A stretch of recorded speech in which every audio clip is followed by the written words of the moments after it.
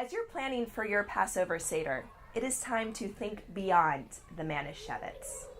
The 4 glasses of wine that we drink symbolize God's 4 promises made to the Jews. Now, this is something to celebrate, and we can do better than Manischewitz. So today, I'm going to share with you 4 different wines, each of which captures the symbolism and the essence of the glass that we are going to drink. You'll notice that none of the selections I'm bringing have a hechsher, or a kosher seal. It turns out that what makes the wine kosher has less to do with what goes into it and more to do with who makes it.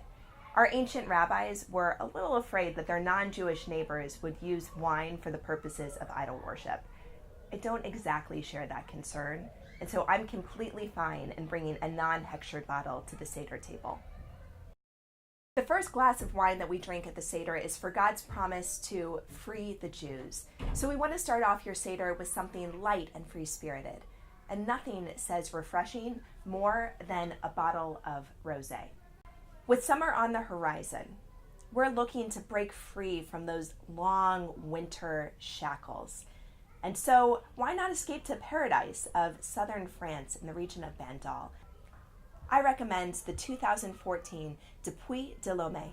This wine has a refreshing nose of grapefruit and tangerine and just a hint of peach blossom, characteristic of the region. For the second glass of wine, you are going to want something that is bold and aggressive for God's promise to deliver the Jews. How did God do this? Through the not-so-subtle 10 plagues. And there is nothing less subtle than a Napa Valley Cabernet.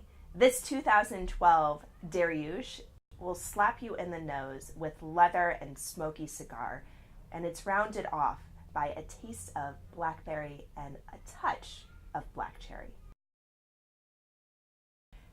With the third cup, we celebrate God's promise to redeem the Jews. And so for this, we're going to choose a wine that has also experienced its own form of redemption. In the 1980s, Chablis was a catchphrase for all gross white wine. And that's unfortunate, because this white wine has a character that is all its own. A prime example, this Louis Moreau Vino is a creamy white wine, rich with apple and pear. Finally, the dessert of the Seder is supposed to be the afikomen, but who really wants half a piece of matzah for dessert? So instead, we recommend that you grab this 2011 Newport late bottle vintage port. The last glass of wine is the celebration of God's promise to take the Jews as God's people. It's the cherry on the top of the Exodus story.